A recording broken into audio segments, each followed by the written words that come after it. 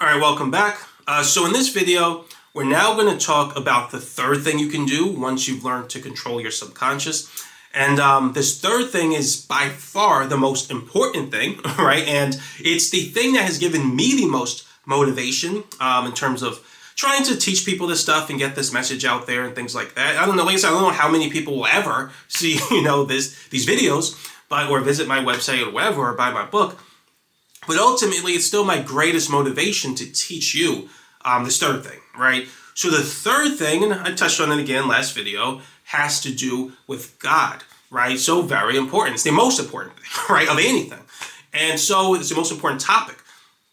And so, yes, you can, when I was studying the subconscious, I actually ended up learning the connection between my subconscious and God, right? Because a lot of people, and I can go on this topic for a long time, but I'm going to make this video short.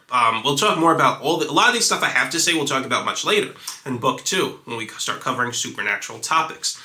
But a lot of people, they think that God is, they might believe God exists, and some people don't believe in God, but many people do believe in God, and they are unsure of how to reach him, right? How to interact with him. They're not really sure if he's there. They're not sure if, he's speaking to them and things like that. And they just want to get closer to God, right? They want to develop a relationship with God. And you should, right? That's a wonderful thing, to develop a relationship with God. But they aren't able to experience, many people don't know how to experience a real relationship with God. Some of them will see other people who say they have, right? But they haven't experienced it themselves, and they're just not sure what they're doing wrong or how it really works, and they're just unsure about what to do. But they do believe in God, and they do want to have a relationship with him, right? And so what I learned, right, and I have kind of a long story, which I'll talk about more about it in chapter, really I begin to talk about chapter 4 of book 2, or chapter 18. Sometimes it's basically 14 chapters in book 1, and then 10 chapters in book 2. The 10th chapter in book 2 could have been like 4 chapters, but I was so done with writing the book that I was just like, I'm just going to make it 1 chapter. I don't feel like making an intro to every chapter and sort of organizing in a way where I say next chapter we'll talk about this, because that's what I have to do. So I didn't feel like doing any of that, right? So, but I just want to say, sometimes I'll say like I'll mention the chapter number in terms of just 24 chapters, which is how it was for book when the book was just 1 book. Or sometimes I'll mention a chapter in terms of 2 books, right? So when I split it up, everything for the supernatural topics just became book 2. So chapter 17, for example, where I talk about God, the connection between God and the subconscious, that actually just became chapter 3 of book 2. So I may, sometimes juxtapose the terms. But yeah, so in book 2, I start talking about God, right? And the connection between God and the subconscious mind. But ultimately, I was going to say, I talk a little bit more about some of these stories that I have to tell, right? I talk about pretty much any videos I talk about a lot of stories, because I have a lot to tell, right? And in terms of my relationship with God, and how I came to speak to God and things like that, right? But ultimately, what people can at least begin the process of having a relationship with God with, what they can learn to do, I wanted to say, right, is they can learn the connection between the subconscious and God, and there is a connection, right? There are unique things your subconscious does as it relates to God that it won't do any other place, right? And you can actually begin to learn how to connect to God and what it means to connect to God in the process of doing that, right? So that is very important, right? So that, like I said, that is, for me, is the most important topic that I want to cover, and it's the one that I want to teach people the most, because, in the modern world, right, people think that having a relationship with God, or knowing God, or following God's will, they think that it's like, just something in people's heads, and, maybe they're just convincing themselves of this. Like, no, right? It's nonsense, right? At least I believe that's nonsense, right? But, and there's some people who don't believe that, but they just don't know, right, how to have a relationship with God. And that's a good chunk of pretty much all of book 2. Like I think I mentioned before, all of book 2 is pretty much about God in some way, shape, or form, right? Because God is that important a component, not only to your subconscious, but to the metaphysical realm in general, right? And so that's a big chunk of what we're going to talk about. So I'm going to teach you how to feel the presence of God, how to draw nearer to God. There is a feeling to it. It feels amazing, right? You're going to learn what that feels like and how to do it. And then I'm going to teach you about the nature of prayer. Very important. So prayer is very, very powerful. People don't understand. A lot of people think that prayer is just something people do. It doesn't do anything. No, right? Absolutely not, right? Prayer is probably the most powerful thing you can do, right? This most powerful tool you have in your arsenal. People just don't understand prayer, right? So if you pray for $1 million and you'll get it, oh, God didn't answer you. Like, no, it's not that simple, right? People don't understand how prayer works. To understand prayer, you have to understand more about the nature of God and how he works, right? But once you do, then you understand that prayer is very powerful. So I'm going to teach you how to pray. I'm going to teach you how that works. And like I said, I'm going to teach you how to feel the presence of God and what that means. But then what I'm also going to teach you is basically how to speak to God and how to hear from him when he speaks back to you, right? So it's not just crazy people who think they're talking to God, right? First of all, God, so what I've learned, right, in my relationship with God, by the way, I had a relationship with God, or I learned how to speak to God before I even kind of understood all this about the subconscious, right? That's a long story. But I understood so many more things when I understood the nature of the subconscious. But suffice it to say, God speaks to everybody, right? God speaks to every single person. And most people don't recognize that he's speaking to them. And they don't know how to say something to him and hear back when he speaks back to you, right? But he does. He speaks to everyone. And he's talking to you all the time, and he wants to start a conversation with you, right? So I call it in the book beginning an eternal conversation with God, right? So in other words, I'm going to teach you guys how to start your conversation with God, because once you start it, it basically never ends. Once you know how to speak to God, you're never going to want to stop, right? You're just going to continuously speak to God for the rest of your life and after, right? So when you pass, you're still going to be talking to God, right? And so I want to teach people how to speak to God and how to hear from him. Once you basically develop your back and forth dialogue, like I said, it just never ends. Now, pretty much any question you have, you can be like, oh, you can just ask God, right? And so I'm going to teach you about all of that stuff. And one thing I kind of want to say, which I forgot, I didn't put it explicitly in this way in the videos, but basically, and I feel like society, if I had to guess, I feel like back in the day, a lot of people probably knew, well, I won't say a lot of people, but a lot of people compared to today, right? I feel like a lot of people back then compared to today knew how to talk to God. They understood it, what that means and how to do it, right? And I feel like today in the modern world, most people don't know how to talk to God, right? Even like spiritual leaders and things like that. Some of them can draw nearer to the presence of God, which is not exactly the same as speaking to him, but they know how to draw near to him, but most of them don't know how to, well, I will say most people don't know how to speak to God, and I believe a lot of spiritual leaders also don't, right? But I think back in the day, a lot more people did in some way, and I haven't done the research, so I'm guessing, but I suspect if I did the research, probably this is what I would see. And to be fair, I don't know if this is even researchable, right? But I just have an inkling, in a sense, right? That people back in the day, I don't know how long, but long ago, right? A lot more people knew how to talk to God.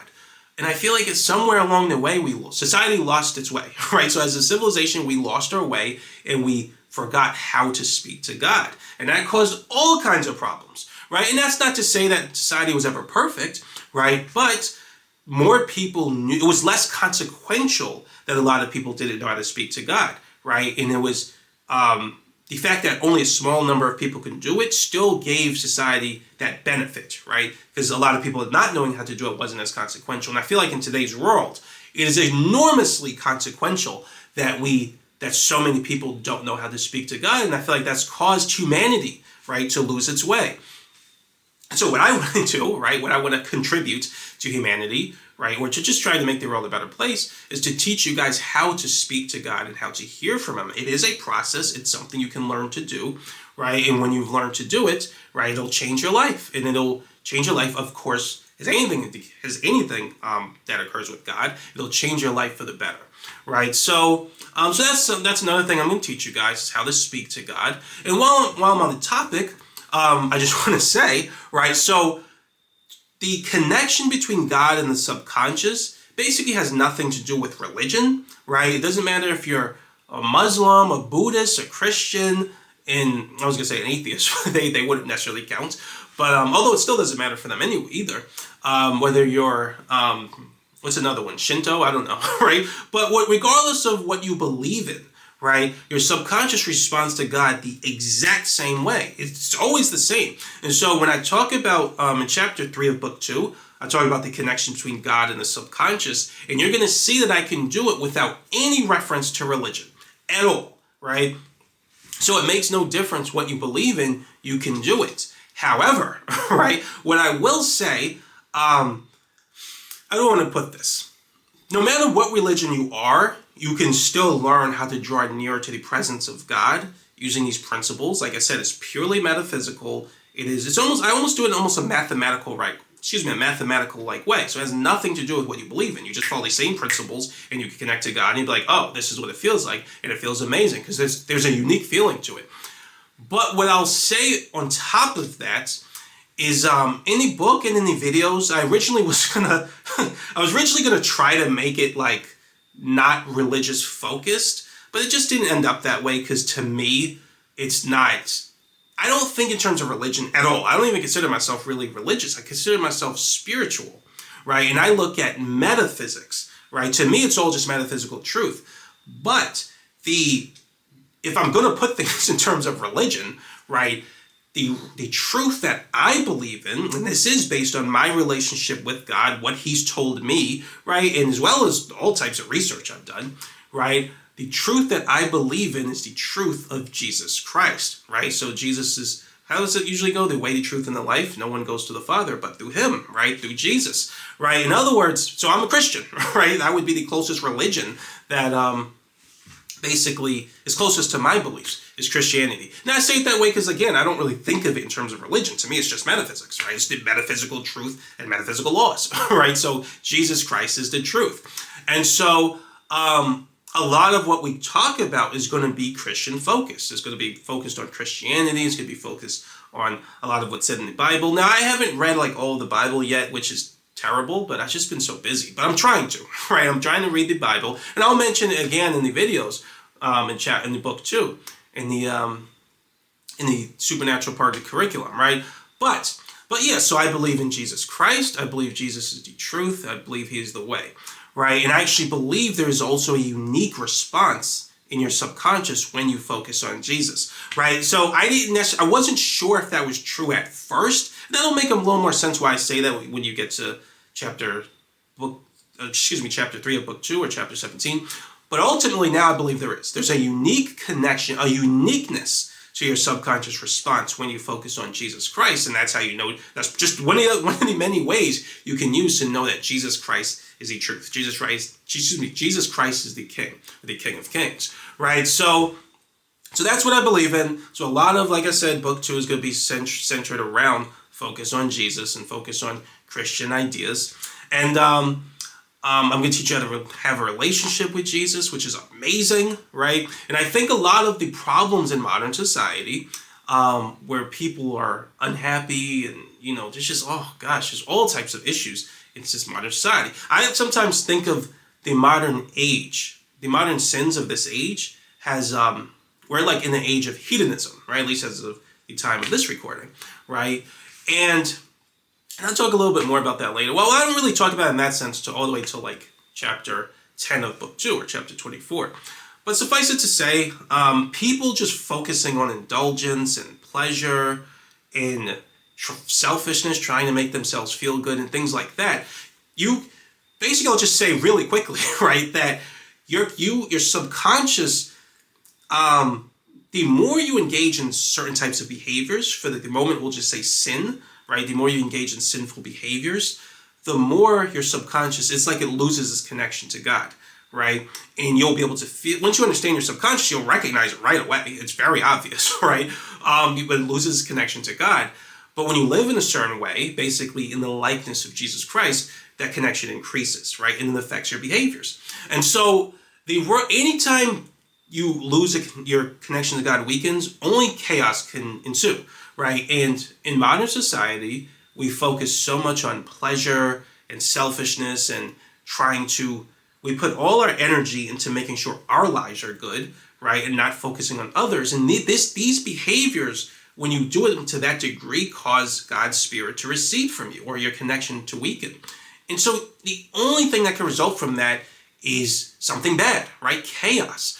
And that's what you see in modern society. This is why more people have to learn how to connect to God and how to speak to him, right? And then when you do things his way, right, then society will get back on track to being something that reflects the nature of God. In connecting to God, like I said, will help you behave more in the likeness of Jesus Christ, right? So that's that's basically another thing I want to teach people, and that's one of the things I'm hoping, right? That's basically one of the things I'm hoping these videos contribute, right? Is to helping people to know Jesus, to develop a relationship with him, to experience how wonderful that relationship is, right? And, helps make the world a better place. So another thing we're going to talk about as well, and this is more negative, unfortunately, but this is important to know too, is we're going to talk about demonic entities, right? So we're going to talk about negative entities, I don't know where they come from, right? I understand what's said in the Bible, right? But we're going to talk about negative entities, how they impact people, because they do also impact you on a subconscious level, right? So we're going to talk about that. We're going to talk about what possession is and all types of things, right? Spiritual attacks, spiritual warfare. We're going to cover all those topics, right? So that's also very important, because once you understand those things, you're going to understand a lot of the experiences you've probably had in your life, in your dreams, and things like that, when you felt like there was a negative presence by you or a negative presence sort of influencing you, things like that. We're going to talk about how all that stuff works and what attracts them to you. By the way, it's sin, right? So when you engage in sinful behaviors, they have a more powerful ability to impact your subconscious. So we're going to talk about all those things, and I feel like it's just that a lot of what you observe other people say in terms of their demonic experiences or their experiences with Jesus Christ or God in general, a lot of it's going to make sense, right, once you understand these principles, right? Certainly did for me, right? And things I experienced in my own life also made a great deal of sense, right? So yeah, I think that's pretty much it. That's basically what the third thing you can do once you learn how to control your subconscious is. You're going to learn how to increase your connection to God and feel his presence more and more and more. And it feels amazing. And, we'll talk more about this later, but for the moment, I'll just say that increasing your connection to God is not as simple as just, there's nothing you can just do with it's kind of hard to describe it now. It's not like just increasing an emotion, right? So I talked about how you can control your subconscious to feel an emotion more and more and more and more. It's almost like that with God, but not exactly, right? Because you have to live in a certain way to increase your connection to God. And it's not as simple as what you do with your mind. You have to live a certain way. You have to be motivated in a certain way and things like that. And like if I just sit around all day trying to feel the connection of God, I won't be able to, because I'm not living a certain way. I'm not living the way God wants. I'm not allowed to just sit and do nothing day after day after day after day after. Let's say I do that for months, just nothing but sitting around trying to feel the presence of God. Like I'm not going to be able to. But if I live properly, if I live the way God wants me to and according to his will and according to his purpose, I'll actually be able to feel there'll be moments where I can feel his presence like crazy, right? So I know that might sound a little confusing now. I'll talk more about it. I talk about it more in the last chapter, chapter 10, right? And there's a reason for that, but I still cover it for the most part, a good chunk of it in chapter 3, where I mainly begin to talk about the connection between God and the subconscious. So that's pretty much it. In the next video, we're going to cover the fourth thing that you could do with the subconscious mind, right? So once you learn how to control it. So yeah, that's it for now, though. Thanks for watching, and I'll see you next video.